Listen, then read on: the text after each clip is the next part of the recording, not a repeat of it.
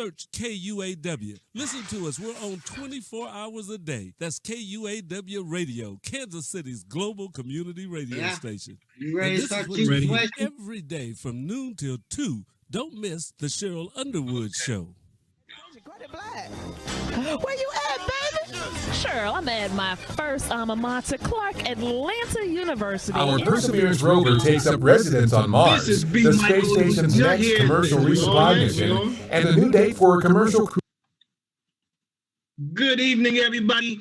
Peace and blessings, peace and power. This is B. Michael, your host for Shifting Paradigms. We are live on KUAW, Knowledge, Understanding, and Wisdom Radio. We're doing this via satellite today. I'm in the comforts of my own house. Got a very special guest we're going to get into this evening as we're broadcasting on Facebook and YouTube and Periscope. We're not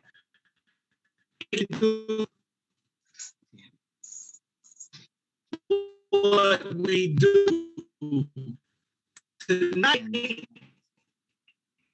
We have a very special guest. You know, our stages of this critical thought in order to realistically define our narrative and positively reshape our reality through dialogue with self-determination. And tonight we have my guest, Mikey Reyes, the one and only, the legendary himself. He is my Kung Fu instructor. I want him to introduce himself and want to thank you for being here with us this evening, Mikey. But take a moment to just introduce yourself for the listeners so that we can just get to know who Mikey Reyes is as we proceed with our conversation. But this is how we're going to start it off. Okay.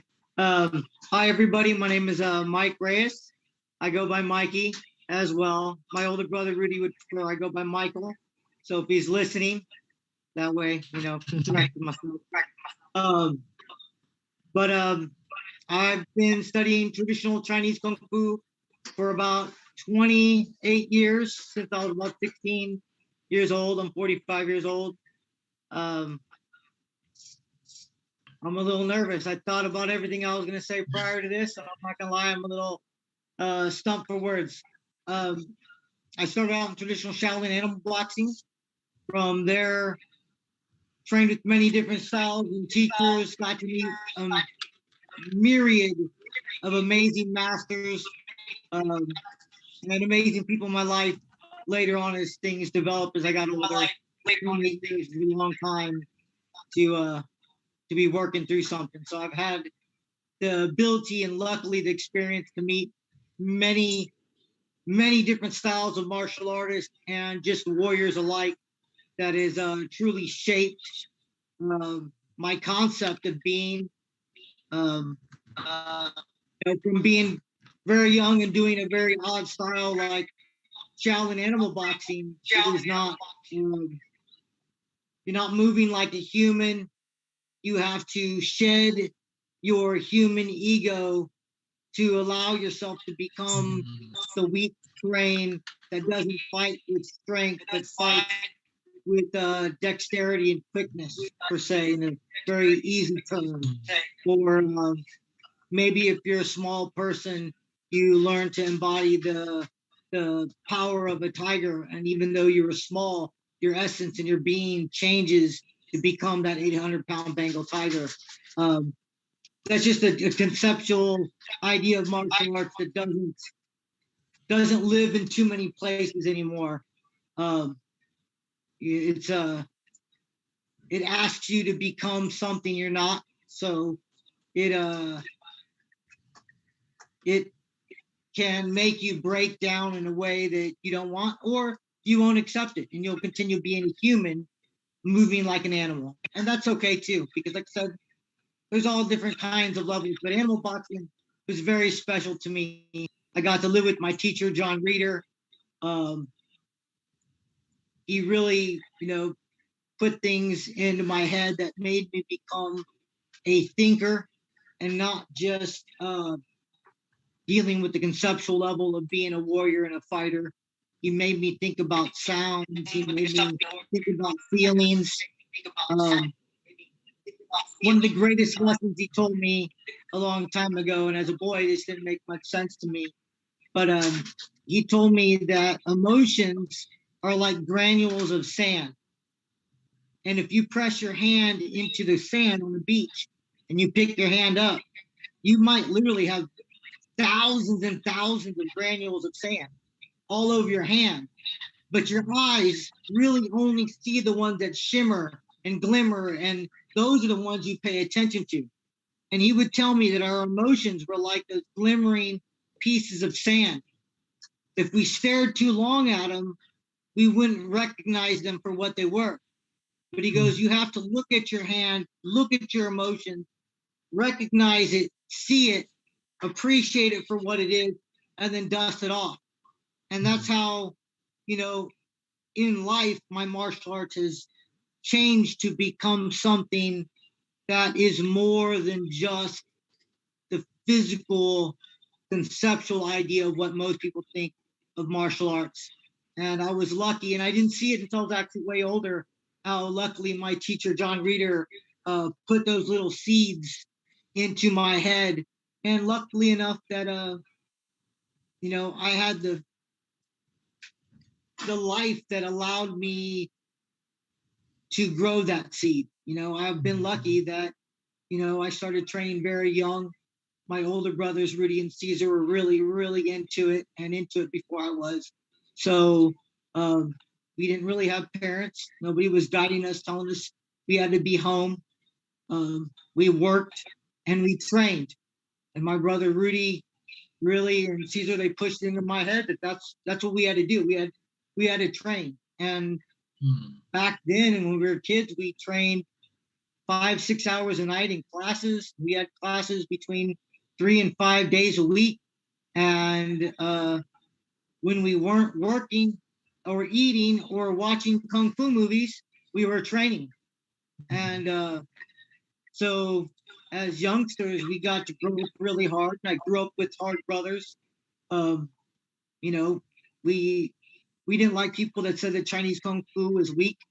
You know, we were all warriors by right. We all took knocks and we all beat each other up, and we all trained hard, and we wanted our martial arts to work, you know. So that was really, really important to us. So, you know, we got to that's powerful. So as you're talking about, I was gonna say, as you're talking about this, like capture what martial arts is. You know, I think a lot of people have concepts of what martial arts is, but from your experience and you know, the teachers that you've had, what is martial arts? Particularly kung fu. Again, that's such a huge question, but I think what I've learned to see martial arts is, for me, it is about living. It is about, in the modern day, we don't live in a temple. I don't have the ability to train like monks. So I have to make my living, my every day to day, my martial arts. Sometimes my martial arts tells me that I have to work 80 hours a week, and it's grinding out, doing rigorous hard work. And that's just what I have to do. You know, when I was younger, my martial arts when I was in college was that I had to write 10-page papers. And I think that was very fearful for me. That's what my martial arts was then. You know, martial arts is something that hopefully as you do it, you learn that it becomes every single part of you. Of course, at the very beginning, martial arts is whatever it is that it needs to be to get you in it. I need to learn self-defense. I want to be in shape. I want to have self-confidence. It doesn't matter what gets you there initially. It's really about what, if you have the right people in front of you, it could evolve into. And it's about learning to use your martial arts on a mental, physical, spiritual, social, and emotional level, and understand it way beyond the idea of the fist.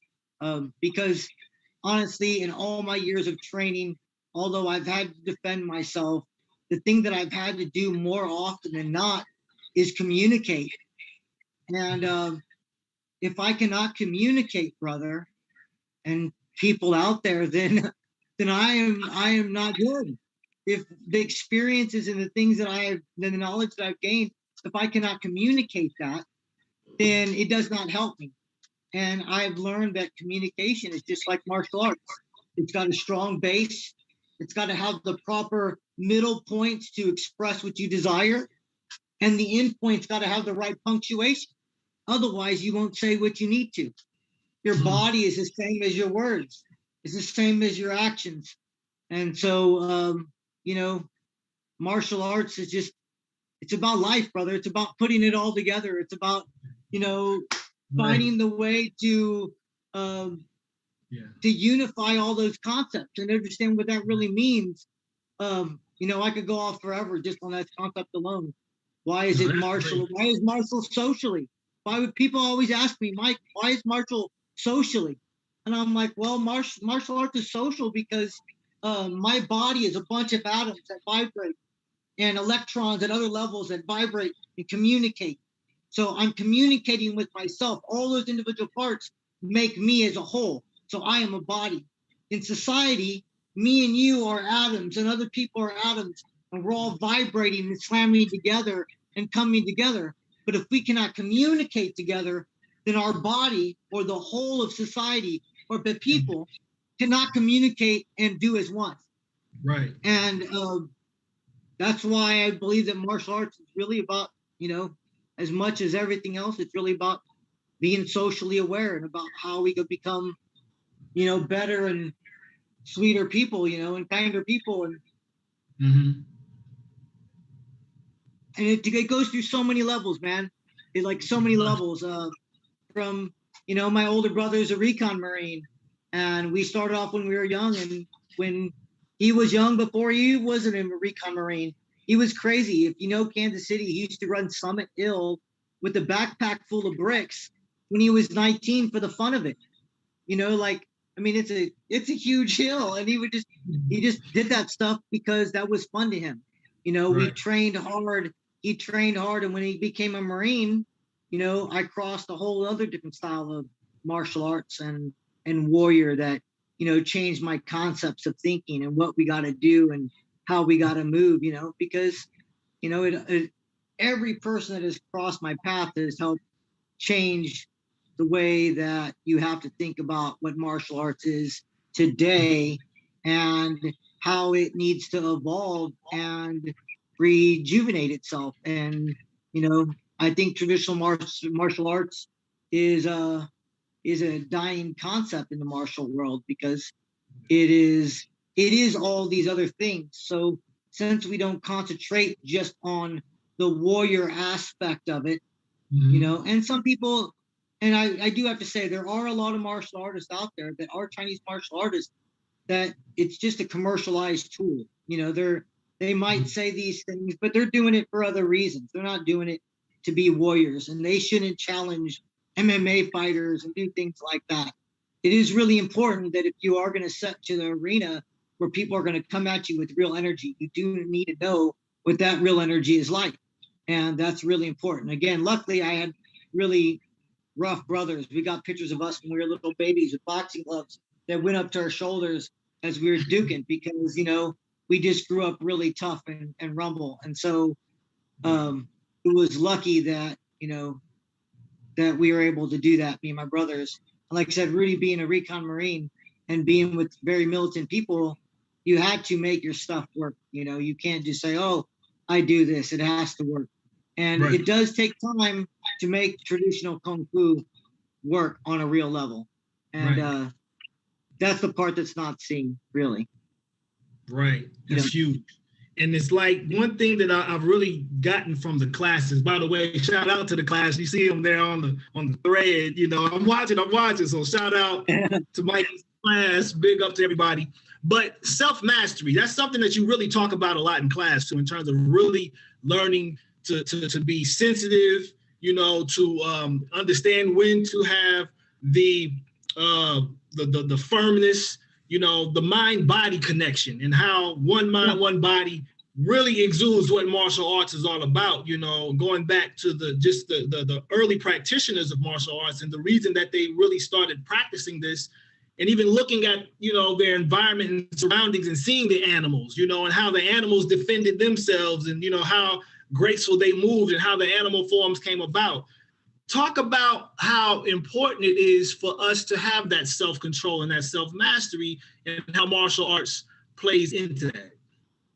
Well, I mean, I think that's well, of course, that's everything, because on a level, this is where people are coming to martial arts to begin, is the physical idea and level of it. And I always say that you have to understand shape before you understand no shape or formless. When Bruce Lee would talk about the idea of being like water, the cup, the vessel, learning your stances, learning all the basic postures as a human we can make, those are the basics. You need to understand all of the fundamentals of martial arts that you learn when you learn physical martial arts. You need to know how to punch, kick, stand, roll, fall, understand what aggressive back and forth energy is, what it is to have intentful energy pushed upon you, when you need to learn how to yield and let that energy go by you. But you have to experience it first. And so you got to do all those physical things of doing all your basics to really understand the sensitivity and the flow. There's tons and tons of techniques and drills that you do to understand all the spacing, why you move here, how that's important, what is crossing the T. All these things, it's really hard to, so I'm trying to think of the best way to explain it, but it's just really, realistically, you got to understand the building blocks of doing all the basics, which is, like I said, all the punching, the kick, put all those things together. Then after you have a grip of some of that stuff, you work with real energy, you understand what sensitivity is. I talk about being sensitive and loudness. In martial arts, if you're really physical and you use a lot of physical outward energy, we talk about that when you're tense, like being loud. And when you're relaxed, you can listen. If somebody is pushing on you and I push on them back, I am being loud just like they are. But if they're pushing on me and I relax for one, I hold my ground and relax for one moment to listen and then let go, then their energy keeps going. I'm able to relax, listen, and let them go.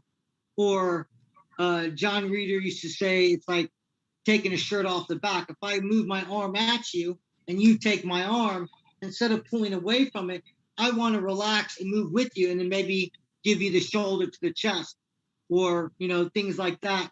So that way I'm not just fighting against energy. Animals don't fight against energy. Animals don't they don't do things the hard way. They do things the relaxed, natural way. When you talk about getting back into that animal concept of movement, you're not being a human. You have to learn the strengths and the weaknesses of each animal, why they move a certain way. Why is a tiger different than a praying mantis? Well, I mean, obviously a tiger is a big mammal and a mantis is a little tiny insect. And you would think, how can a mantis ever beat a tiger?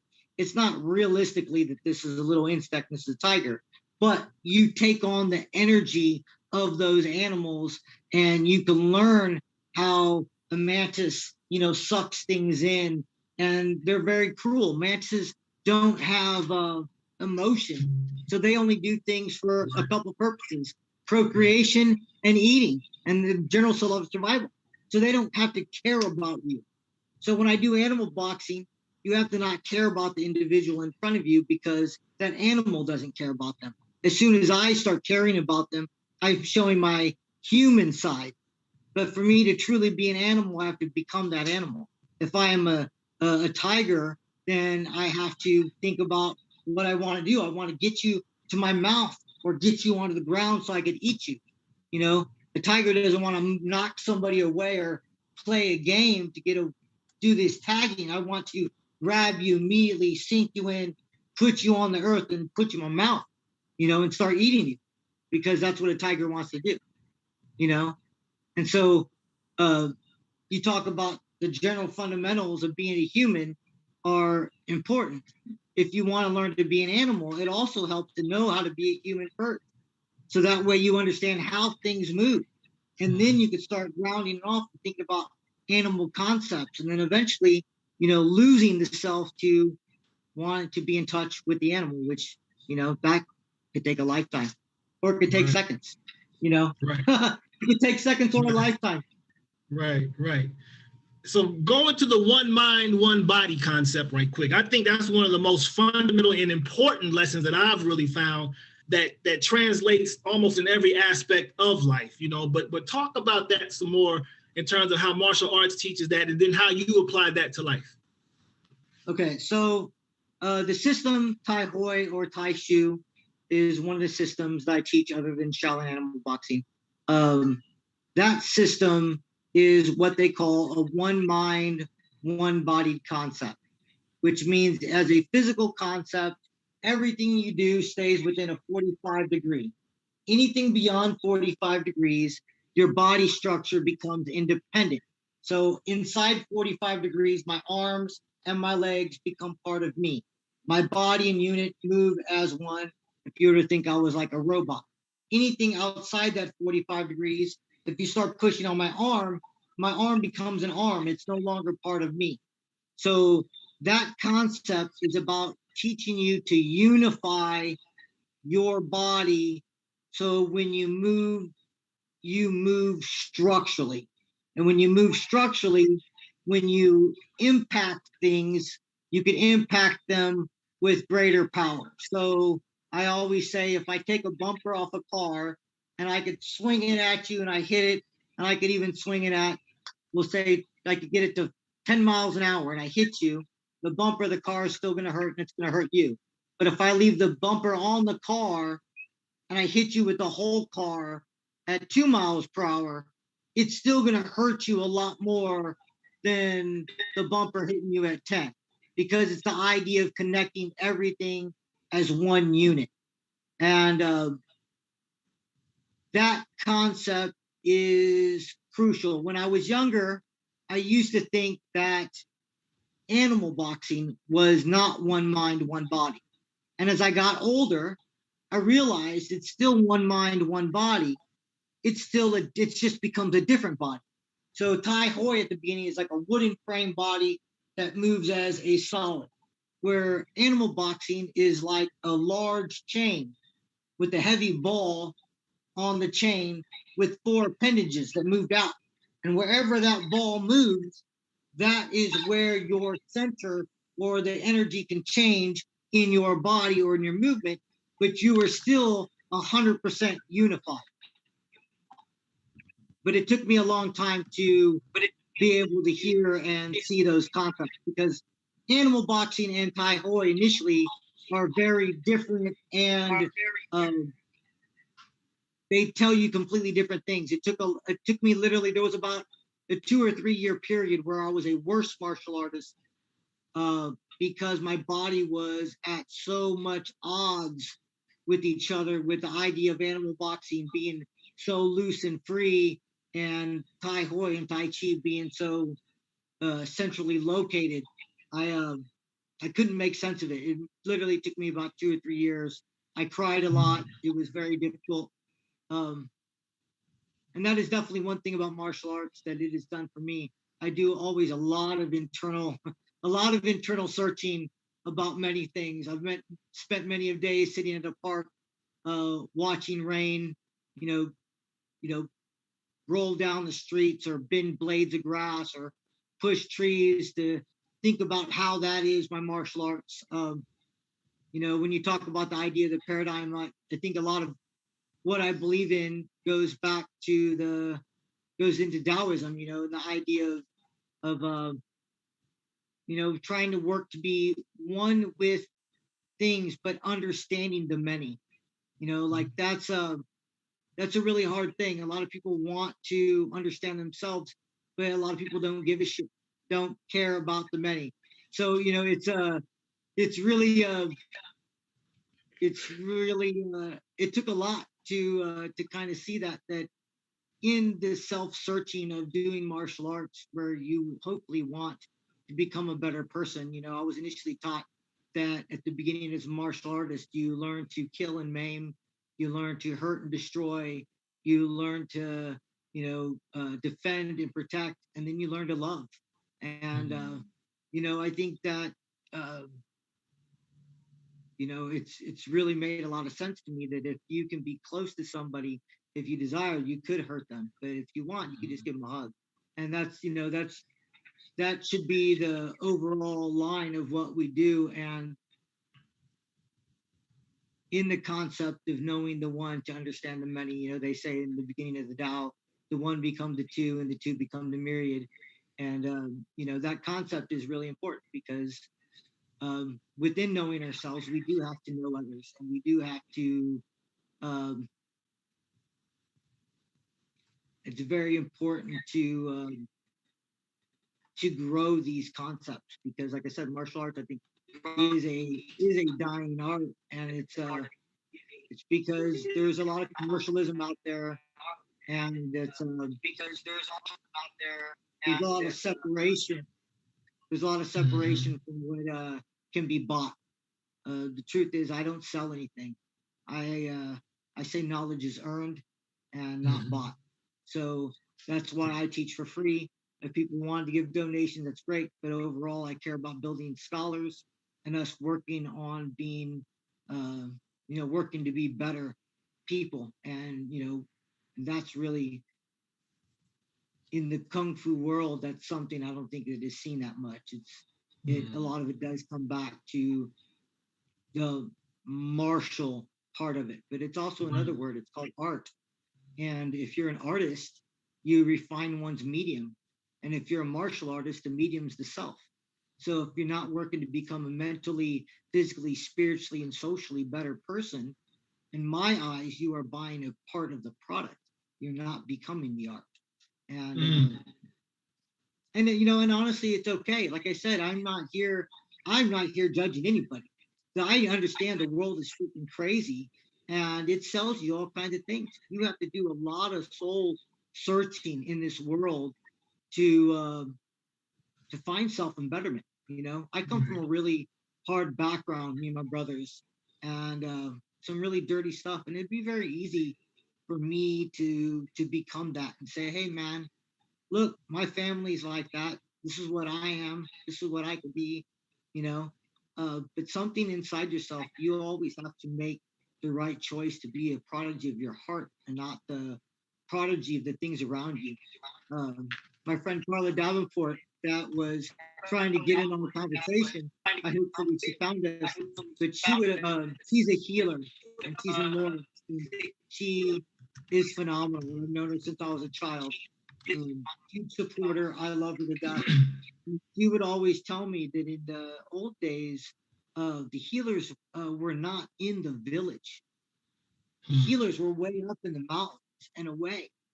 Because to find healing, you have to want it and seek it. And real kung fu is the same way. You have to be out there. You have to want change to find yourself. You know, People ask me, you know, what is better? What martial arts are better? And I say there is no better martial arts. It's always the individual.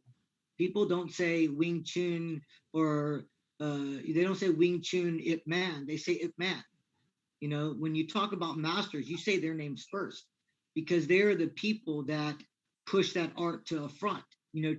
For people to visually see it, even though there might be lots of people that do it. Something about the way they heard that calling of that art made that person become that. And so I'm not a believer in, saying that there is a one martial art that fits all. I believe that individuals fit martial arts and they have to work to their own conceptual ideas and work not to get put in a box and understand that there's many, many conceptions. I mean, many different concepts of movement. And I mean, and some of it might seem a little crazy to some people, especially when you talk about traditional Shaolin arts and you talk about the idea of becoming like an element, becoming like fire or like water. And these concepts, they take a long time to develop and to really be able to put into true nature. But I mean, you've seen a little bit of what I do, and I'm still trying to grow every single day. And you can turn your body into a tidal wave, or into, fire that spreads really fast and moves across a limb, aka somebody's arm or a joint, to get to their body. There are ways to change the way that you think to become many, many things. I mean, and just in animal boxing alone, I mean, there's 7 animals. We're already telling you that you got to change your consciousness 7 different ways, and that is already a lot. And that exact concept is also the same concept you use in life to be able to see all your problems. Every single problem that comes at you is just a different energy. It's just a different style. It's just a different animal coming at you. And you have to learn to break it down and understand it for what it is, so that way it doesn't defeat you. And that problem doesn't have to be another person. That problem could be your taxes. That problem could be your problem or argument you're having with your wife, or a paper you got to write. I know I kind of jump around all over the place. Oh, good.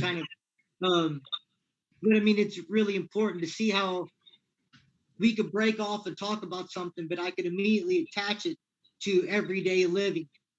And so everything that we deal with in life, in martial arts, our structure, our movement, our ability to shed our ego, to become something else, to do all those things, are the same types of things that you need to learn to use in everyday life. You need to learn to know when your words need to be forceful like a tiger, or when to be gathering like a monkey so you can see what's coming. You have to be able to use everything that you have martially in every single day life. And it will, then that concept that we talked about earlier, way earlier when we were talking about the beginning, is that, we don't live in a monastery or anything like that. So when we think about our martial arts, it has to be something we're breathing and living every single day. When I do my construction, I think about structurally. When I screw with my screw gun, I don't put my arm out like this, because there's nothing behind my elbow. We talk about the one mind, one body concept. When I screw into things, I put my arm in front of me, so where my elbow is in line with my hip, so I stay structurally sound when I'm even screwing something, so that way my screw doesn't wobble. When I drive nails, I really do put my mind into that nail to see if I can whack it in one whack. When I have to go under scaffolding, I don't put my butt out and put my head over. I squat down and try to go underneath it and stay in good posture, or crawl under it in a certain way that makes sense. So I try to use my physical and structural martial arts when I do construction and work. But like, say, when I tell my students about eating, instead of having your elbow out, you want to keep your elbow down. When you drink things, instead of drinking like this, your elbow out, you relax your elbow. Relax, drop the elbow. When you drive a car, try not to drive like this. Try to relax your structure. Try to relax your body, so you drive from the elbow and not the hand. So that way, when I grab a person, I'm not trying to push you this way, which is the furthest point away from my body, which has no leverage. I want to connect my elbows to my body, so when I turn, I connect you to me, and everything turns, just like when I turn my steering wheel. There's all kinds of ways you could definitely put the physical side of martial arts in daily habits and everything that you do, by just your posture, standing up straight. All of those things will help. I do have 4 dogs, so you might hear some barking going on. Oh, good. So structurally, you could always implement your martial arts in day-to-day life, and it's actually better for you, because it'll probably keep you from your joints getting all busted out and hurting yourself. Yeah. And then you use, like you said, you use those same structural concepts to deal with problems. If somebody comes at me and they're huge, I might not want to employ the tactic of trying to do the one strike, one kill. I might want to do multiple angles, work them, see where he's at to eventually break down the problem. If I get a bill in the mail that tells me that I owe thousands of dollars, I don't want to get freaked out and lose my mind. I want to think of it just like that problem, that big person. Well, I'm going to structurally break things down. I'm going to do what I can, and I'm going to pay what I can until I resolve this problem. And that's another thing that we talk about in class is the idea of resolve. We talk about words and how powerful words are, and what we say builds our future and what we do. So in my class, we don't say the word fight, because fight says struggle or loss. Even if two people fight, both technically lose something. So we say the word resolve. I will work to resolve things. So that way, I work to understand it. That's the main thing. For you to resolve a problem, you have to understand it. So if somebody comes up to me and they're screaming and yelling and being all mad, instead of being reactionary and jabbing them, or getting mad and fighting back or getting back in their face, I first stop to ask a question about why they're in this situation. Why are they coming at me mad? I want to figure out what is going wrong with this person, so therefore I could diffuse it. So that way I could resolve the issue instead of elevating the issue or bringing it to a fight. Right. And in life, the more we are able to resolve issues in our life, the better it is. And as we all know as adults, in life, a lot of times what we're trying to resolve is our issues from our childhood. We're trying to make face value with the hardships of our childhood and the way we perceive things and the way things were perceived or were presented to us. Right. And so not only now are we adults and we work in the real world, and we want to learn a martial arts and we got to do all this stuff, but it's you have to look at all these points and you got to work on resolving those issues, because the more you are able to let go of your past that is holding you back, the easier it is to obtain your future. And and that is part of the growth process as a martial artist, is for you to make resolve, see things for what they are, understand emotions, make connections with people that are good, that are building, that are working forward, that we're talking to about building intellect, people that are thinking about why we are doing what we are doing. It's really important. People make very distinct reasons why martial arts are good and bad, and a lot of it comes to the physical side of being a warrior or a fighter. But I try to tell people that's like saying martial arts is like a science. So if you think how many different sciences there are, that's like saying, well, the only one that really counts is geology. It's not the only one that counts. They all count. They all have a reason for why they are doing what they're doing. They all have something to give. It's all also different people need to have different teachers to hear different lessons. When I was really young, my friend Danny Bernal used to listen to all these like invigorating, like self-motivation tapes. And I used to be like, I'm like, Danny, I say all these things all the time. Why do you need to listen to these tapes? I'm like, that's ridiculous. And it used to make me mad. And as I got older, I realized that was my ego telling me that, oh, I should be the one being listened to.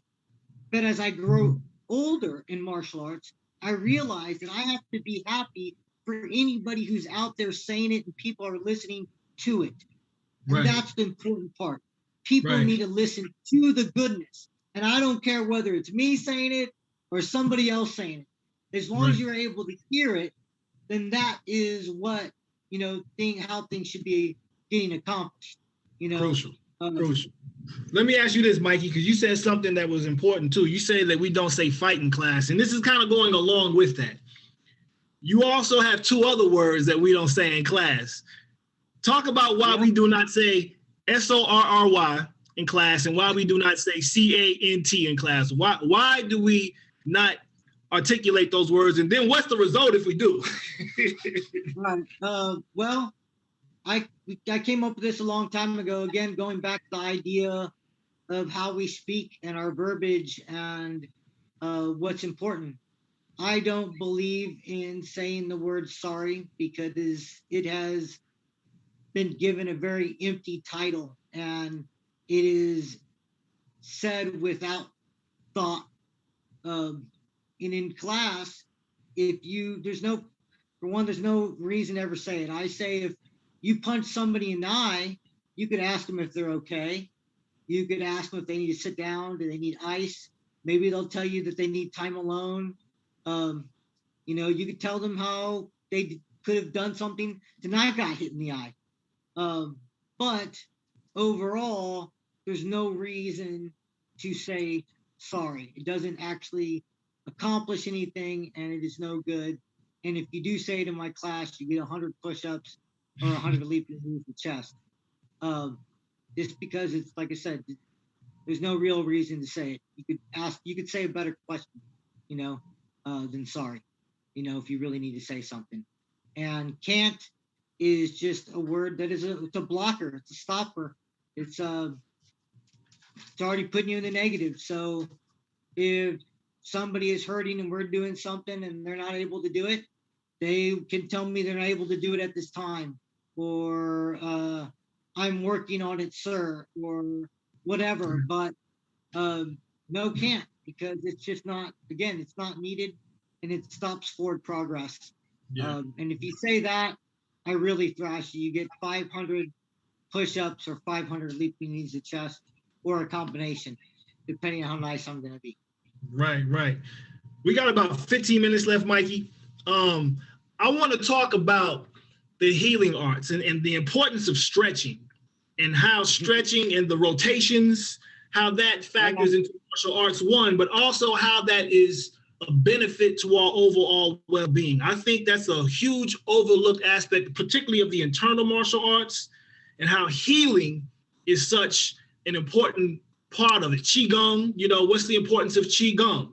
Circulations, stretching, and Qigong. What are the significance of those as relates to the martial arts? All right, well, the circulation attaches to both of them. So obviously stretching is crucial to all martial arts. If you talk about what longevity is, if you look at a sapling outside, you can bend it to where the top touches the ground and let go of it, and it whips back. Things that obviously have flexibility have youth.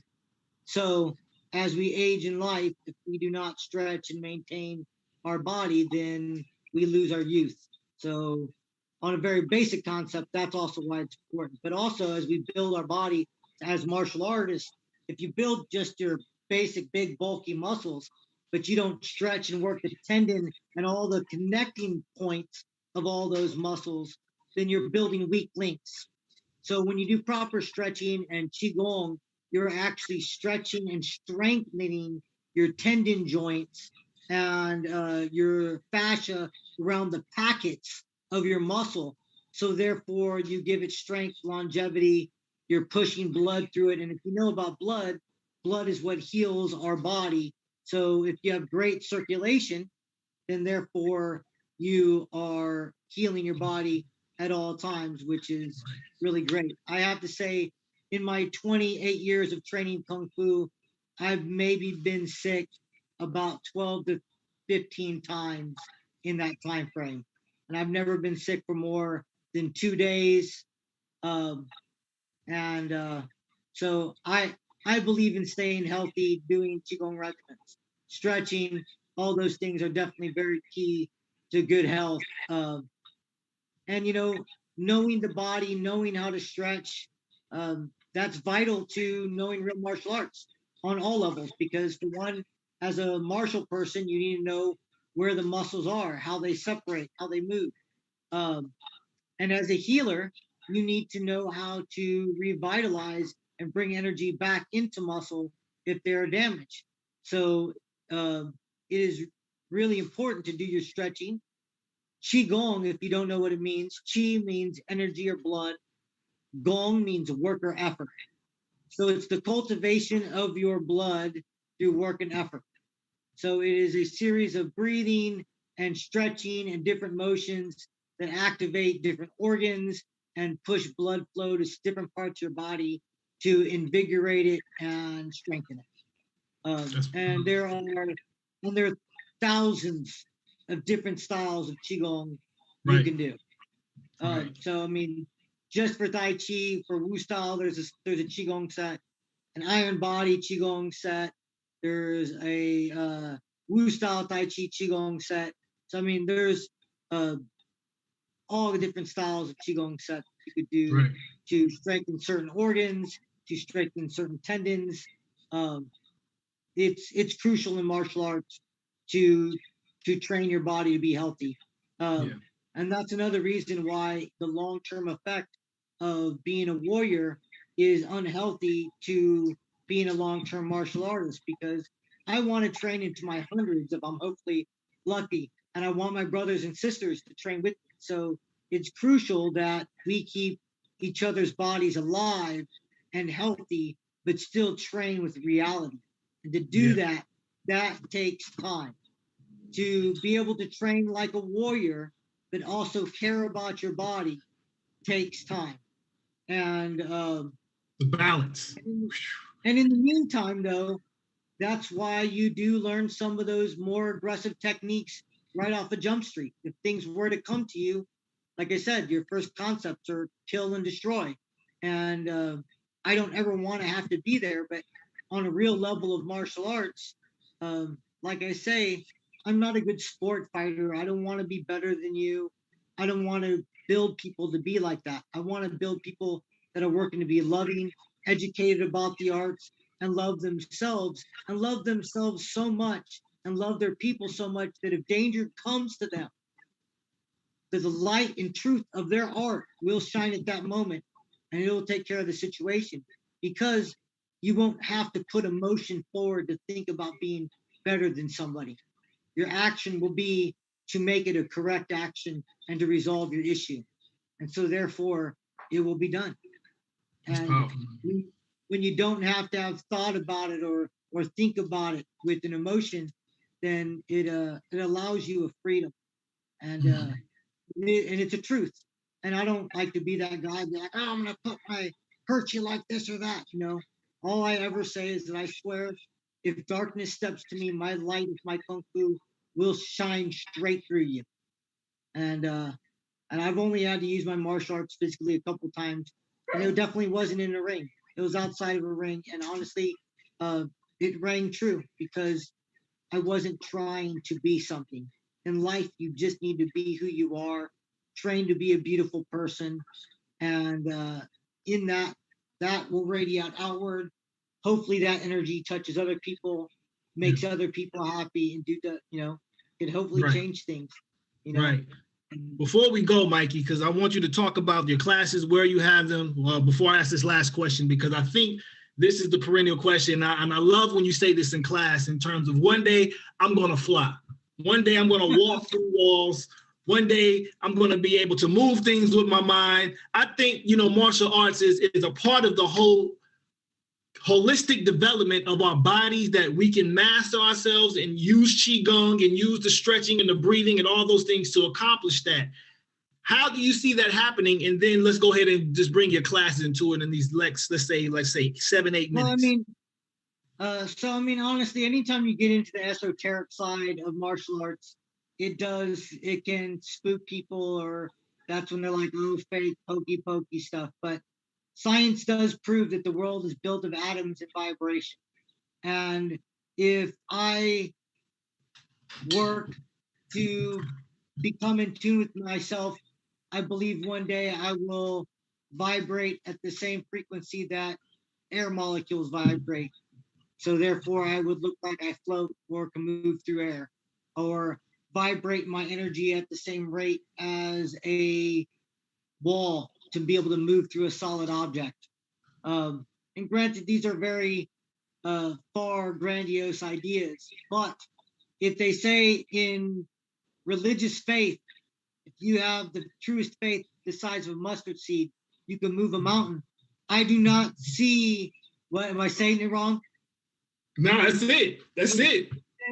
I'm saying if they could say that, then I don't see any reason why I couldn't do it. So, but that's, again, I think to do that, I have to remove myself of all hate and all dangerous things that become like dark matter that has the weight of a nuclear, of a dark star. So even though if all this is light, but that little dot of nuclear dark star of negativity will ever keep me from doing that. So I work to try to shed those things. So therefore, maybe one day that could be something I could work to do and bring it forward.